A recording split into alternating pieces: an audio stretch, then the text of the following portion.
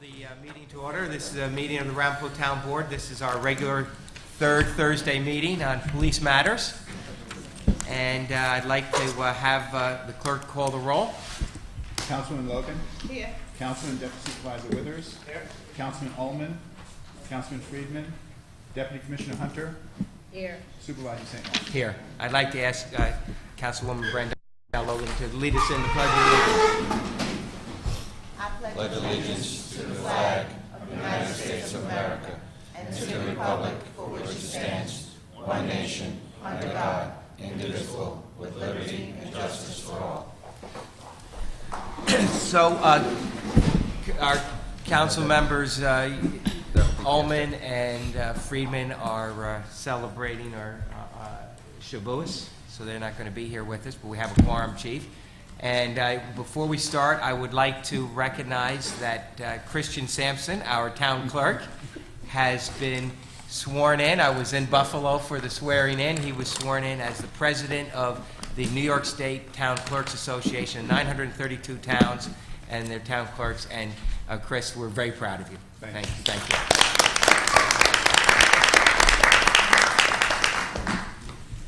Okay, the first item on the agenda is police matters. Chief?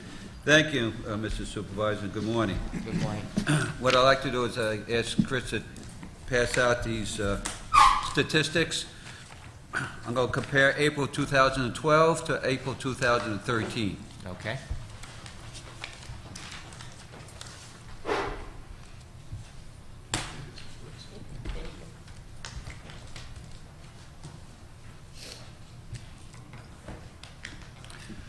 The first note was incidents. You see, 2012, we had 2,711. It's a blank for 2013. As you know, we started the impact computer system, so we can't compare the 2 years. Okay.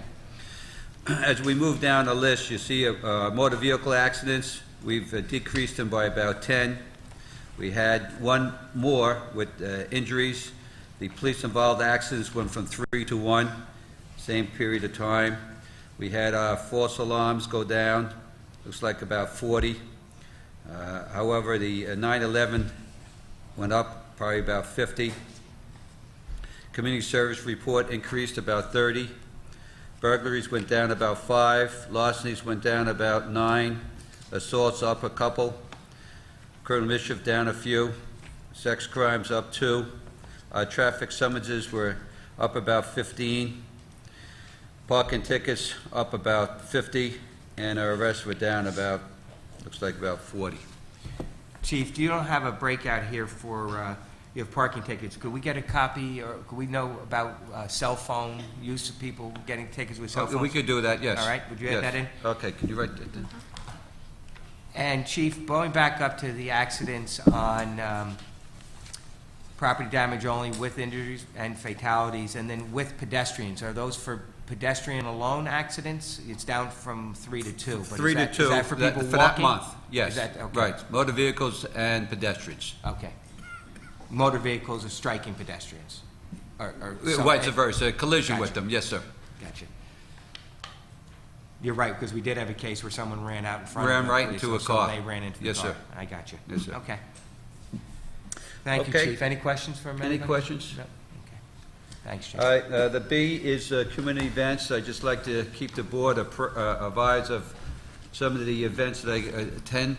I went to a village board meeting. As a matter of fact, you were there. We witnessed the swearing in of the new mayor. We wished him a lot of In luck. Hilburn, yes. I went to the Chestnut Ridge Village Hall meeting. I did the same thing there, Mayor Presti, and he came up to visit us. He's an attorney. He is eager to continue the work by Mayor Colbury, so we have a good relationship developing there. Went to a couple of the installation dinners, Toma Fire Department, Muncie Fire Department, Ramapo. Went to Ramapo Valley Ambulance meeting, and quite candidly, Mr. Supervisor, there's not any negative comments to reply here. We're very well received by those people, and we encourage the officers to attend the different fire departments, the village boards, and they have done so. And like they get out of their cars and go in and... They do. And, They do. And also, Chief, you spoke at the Law Enforcement Awards dinner Right. or evening. It wasn't a Right. dinner, but the Right. ceremony at Fred Eller Post, and the Deputy Supervisor and I were there, and you did a great Right. job. And we're proud of our guys for what the awards they received. We had about 4 officers receive Guys awards. and gals. Pardon me? Because- Guys and gals, because Monica Sitars also received an award. So men and women of the department. That's correct. I believe she received a life-saving award that evening. And the last thing on my report, I'd like to remind the board about the Providence Park Rally, and I have to tell you that there was about 5,000 people there. It was probably the most organized event there that I witnessed. We had the Herverum work with us, we had Hasola work with us, and it went seamlessly. I think that it could be a model for other events that we'll have through Muncie and New Square. As you know, New Square, we work very well with Moshe Koff when they have the large weddings, and we change the streets to one-way, et cetera. And in many ways, it's easier because it's sort of self-contained. And Muncie now, we're working with the Herverum, and I have to tell you that that rally worked out like a Swiss watch. It was without a problem.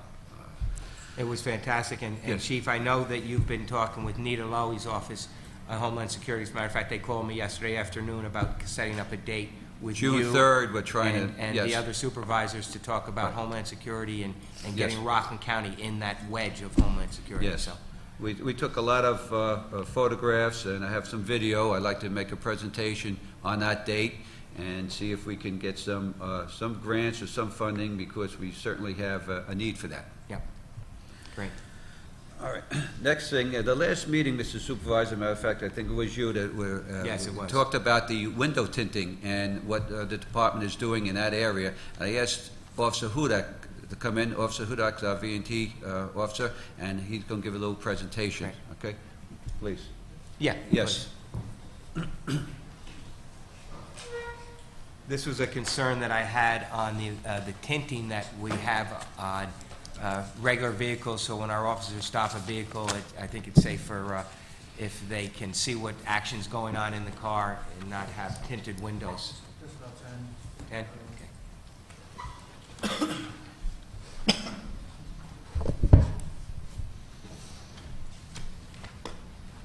Thank you, Chris. Bobby, you can talk about the waivers. Yes. Okay? Comb your hair. Officer Hudak, could you make it smaller next time? Try. I didn't want to, I wanted to give a verbatim for what we have to deal with. Okay. I don't. All right, in that packet, it's real simple. It's, first, my name's Chris Hudak. I've been with the department since January 2007. Currently assigned to the Patrol Service Unit. Within the department, in that unit, I work traffic safety since 2009. Currently, for the last 5 years, I have written approximately 175 window tint violation tickets. Within the department, there has been a total of 939 window tint violation summonses issued in that 5-year period. On the window tint, there's 4 violations that can be addressed. First is the windshield. You'll see on the section, it's 375-12 AB1. Only vehicles are only allowed to have 6 inches of the uppermost windshield tinted. Anything below that is a violation. It can be as dark as you want, as long as it's within that 6 inches. And that's for sun glare, I would imagine, right? Sun glare. Yep. Reference points is on all windows is an AS1 line, which stands for American Standard 1. Basically, it's a windshield that's sandwiched between plexiglass, so in case of an accident, the shattered glass doesn't come back and get you in the eyes and stuff like that. So that's your first violation. Second violation has to do with driver and passenger windows. Basically, in New York State, you need to let 70% of light in. From the manufacturer, they basically come at 75% already, so any added tint to the window would make it a violation. That goes across the board. No vehicle is allowed to have passenger driver side window. From the passenger and driver back is allowed to have window tint depending on the registration. You'll see in that section 375, 2A3, it shows the classifications as station wagon, sedan, hardtop, coupe, hatchback, convertible. Those vehicles are not allowed to have any window tint from the driver back. Typically, what you see are Suburbans, usually are tinted from the factory. That includes minivans, SUVs, vans, pickups. Those vehicles are allowed to have it as long as they're registered within the state under them classifications. On that form there, I gave you a copy of the MV78, MV82, which is the registration for New York State. And Area 4, it explains the most typical registrations within this state. There's about 40 registered types within this state. Those are the most common. So those are the vehicles that are allowed or should not have window tint on it. The fourth violation has to do with the rear window, which is the rear windshield. Basically, that can have as much tint as possible allowed, as long as you have a driver in the passenger side mirror, so you're able to see out the vehicle. In the department, we have tint meters. These are TM100s. They're about $80. Typically, what you do is you just slide it over the window. They come with 2 sets of glasses already in the kit. One is set at 29%, one is set at 75. Again, the 75 is basically every patrol vehicle. So if you could see it's darker than this, you know it's a violation. You don't necessarily need the meter. All you're going to have to do is articulate in your report that it's a deviation from your patrol vehicle and it's good to go. So all you have to do is it turns on automatically. Take the glass, slide it over the meter. You'll get a heads-up display telling you what light transmitter is going through there. This one is 29, so it's only letting 29%. That's not allowed. Typically, we stop them. Safety violations, probable cause to get into vehicle for looking for drugs, narcotics, looking for people. It's a good tool to have. Now, there must be shops that do tinting in the town, right? Are there? I don't know of any within the town. I know outside the town there's shops that do. I believe Sam's Window Tinting used to be within the town. They moved to Clarkstown. They're the only one I know of in the area that actually tint windows. That last Say page. if we did have window tinters in the town, we could educate them, but if we don't have any. Yes, it's just like any other business. They're gonna, if you want it, they're gonna put it on there. What usually happens when somebody's window tinting and they get the ticket? Do they then have to come to court and show that they've removed the tinting? Basically, a window tint is a equipment violation. They have until the following business day at sunset. So Friday, it would be Monday night. They have to have it removed. They can have an equipment violation form filled out by either coming here or going to a mechanic, have it filled out. They can mail it in with the ticket, explain that it's been removed. Typically, what we like to do here is visually see it to make sure that it's removed and they didn't have a friend sign the ticket, so they would come. We'd visually look at the violation, make sure it was corrected, sign off on the form, and they'll be dismissed as long as it's within that time frame. 24-hour period, okay. Great. So the total number in 5 years is almost 1,000? Almost 1,000. Yeah. Thank you very much. You're welcome. Any questions? Thank you. 2 other items I'd like to ask the board. I have 2 different schools that I'd like to send a series of officers. My first school is up in Utica. It's the Remington Armorers School. We have 2 officers, one Sergeant Bassett that leads our department in our training for the firearms, and also another firearms instructor, Carl Trojan. Total cost will be about $1,300. I have it in the budget line. It's up around Utica, New York. It's in September for about 3 days, and they'll be fully trained in the care of some of our weapons. Okay. Okay. With that authorization, do I have a motion to moved by Deputy Supervisor Withers, seconded by Councilwoman Logan. All those in favor say aye. Opposed? Carries unanimously. Thank you, Mr. Supervisor. The next convention is the NASA, National Association of School Resource Officers. It's going to be held down in Florida, Orlando, Florida, from July 14th to the 20th. That's about $6,800. Annually, we send our school resource officers, like to send Officer Donnelly, Officer Duldrew, and also Sergeant Howell. Sergeant Howell is new to the unit, and I think it'll be advantageous to have him down there. I know when the officers go in the past, they bring back the cutting edge of what they do for the different schools throughout the country. So Sergeant Sergeant Howell. Sergeant Howell will be taking over the duties of now Lieutenant Colback. That's correct. and all those community duties, so this will be part of that. That's there. correct. Well, that's nice in Orlando, and Well, I don't know if it's nice in Orlando, July 14th through the 20th. It would be A little nice in warm. Orlando sometime mid-December and January. We'd be I better. would have been going with them at that time, Mr. Supervisor. Well, so July, I think maybe I could be here and serve the well, town I think it's important better. that our DARE officers get the top training and our Absolutely. resource officers, because we do have resource officers in the schools. We don't charge the school districts, either East Ramapo Central or We do East not. Ramapo, anything to have our resource officers there, and so it'd be great to have them fully trained. So, on your authorization for the convention for the DARE officers, Dodrell and Donnelly and Sergeant Howell. Blaine Howell, moved by Deputy Supervisor Withers, seconded by Councilwoman Logan. All those in favor say aye. Opposed, carries unanimously. Thank you, Mr. Supervisor. And last for my agenda is, I just want to remind the board, on June 14th, 9:30, we'll have a DARE graduation at the Hempstead Elementary School. Usually it's a pretty nice affair. I know you go as many as you can. I go there, and just as a point of reminder. And the last thing I have is I'm going to ask Lieutenant Lancia to discuss civilian waivers. As you know, this town has allowed us to have interns. We get about 10 every summer. It's a very good program, and we'd like to discuss the ramifications of having these students, in most part, ride with the officers, and also they partake in some of the other training that we have. Bob? Lieutenant Lancer, do you want to use that so that people at home, so we broadcast this live on our channel, and they will rebroadcast it later, so, Good morning. good morning. As the chief briefly explained, I just want to talk about the intern program. It's been in existence for about 10 years. Each year it's gotten better. We are just about finalizing this year's interns and discussing the program. Mrs. Hunter, Sergeant Giardina, and I thought of different things that the interns could do, and we started to reflect on some of the stuff that we already do. We have them sign a waiver during their orientation that is inclusive of the entire intern program. It's a very generic waiver.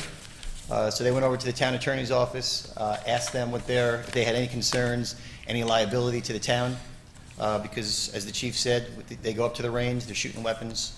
I put them through the active shooter program. We're shooting simunitions, which are similar to paintball. There's a chance of being injured. They go through the physical, the same physical that a police officer is going to go through, the interns go through, and they participate in ride-alongs. So they're out on the road. You know, God only knows what can happen when they're out there. Again, the waiver we have now is very generic. The town attorney's office acknowledges our concern, but they just wanted me to come here and ask your permission to continue with the way we're running the program, and to see if you permit us to continue, then they'll put forth the effort to improve the waiver. Okay. I would refer to Yeah. Chief Counsel Michael and Janice to see if they have an issue with it or have strike that, or? No, I mean, before that's we can't waive our own negligence if we do something inappropriate, we're responsible for that. But we certainly want the participants in the program to acknowledge that there's some risks in participating, and they should be aware of that, and the parent be aware of that before they enroll in the program. So with the permission, if we want to continue the program, which we certainly endorse, we'll prepare the paperwork. Do we need any resolution on it of any kind, or just go forward with the waiver? If the waiver's been approved by your office, and That's correct, just long as Okay. we get a consensus on the board, then I think we're okay. I think everybody's good with that civilian waiver? Okay. Good? Thank you, Lieutenant. Thank you. Thank you, Mr. Supervisor. I'd like to open it to you or to any members of the board or to any members here, for that matter, any discussion before I ask to go into an executive session to discuss some matters that are under litigation. We do have a couple other items, it's kind of some general items. Let's go through those, Chief, and then we'll have Sure. public participation before we go into executive session. We have an item that the town attorney has on. Michael? Yes, Mr. Supervisor, members of the board, we currently have a contract with Integra Health Corporate Solutions, which provides alcohol and drug testing services. This is for DOT testing as well as the post-accident pre-employment testing. That contract expires on June 30th, 2013, and this resolution will continue that contract for an additional year. Okay, moved by Deputy Supervisor Withers, second by Councilwoman Logan. All those in favor say aye. Opposed? Carries unanimously. And Finance, Yes, Nat? yes, Mr. Supervisor. We have received a receipt of donation from the American Recycling Technologies for their $250. moved by Councilwoman Logan, second by Deputy Supervisor Withers. All those in favor say aye. Opposed? Carries unanimously. We also have an acceptance of a donation of some historic documents by Geraldine Greenberg. She has a map from 1896 of the town, and also some class photos and rosters from the Spring Valley 1943 class, and she's donated to the town. So the motion to accept these donations and for me to send her a thank you letter. Was that your Move. chief's class, or? Is that your class, Chief? 1896? I didn't see that humor. That went over my head. With it. Moved by Deputy Supervisor Withers, second by Councilwoman Logan. All those in favor say aye. Opposed? Carries unanimously. Any new business? Any- Michael, anybody in new business? I didn't think. Anybody in the public would like to speak? Or address the board on either board matters or on police matters? Motion to close the public participation by Deputy Supervisor Withers, seconded by Councilwoman Logan. All those in favor say aye. Opposed? Carries unanimously. And Chief, you have some disciplinary items that you wanted to go So into? disciplinary, you also have some issues that will be litigated. Some litigation and Yes, some sir. disciplinary matters, and you're requesting to go into executive I session? do. Moved by Deputy Supervisor Withers, second by Councilwoman Logan. All those in favor say aye. Opposed? Carries unanimously. Okay, we're in going into executive session. Thank you all very much.